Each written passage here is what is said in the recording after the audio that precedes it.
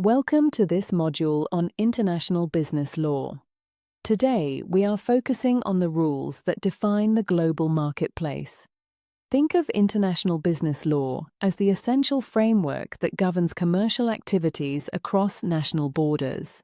It is critical because it encompasses a wide range of practices, including international trade law, cross-border contracts, foreign investment, and dispute resolution.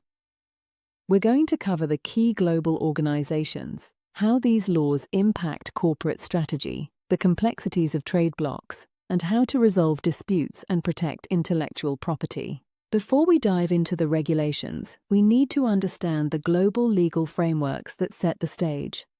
Central to this is the World Trade Organization, or WTO.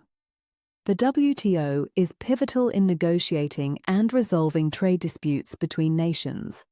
Alongside it, we have the United Nations Commission on International Trade Law, or UNCITRAL, which plays a key role in developing frameworks like the Model Law on International Commercial Arbitration. So, how does this affect your business? It directly impacts corporate strategy, especially when it comes to global expansion and market entry. Beyond just growth, understanding these laws is crucial for risk management associated with international business activities.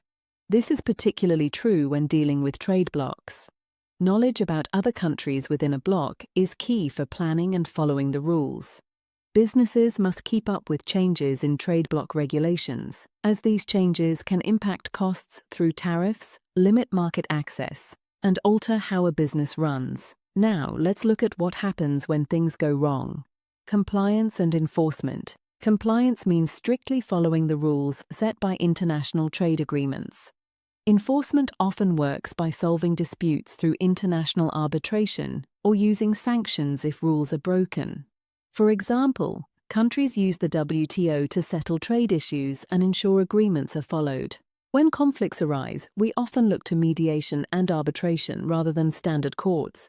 Taking cases to court is expensive and can result in further conflict.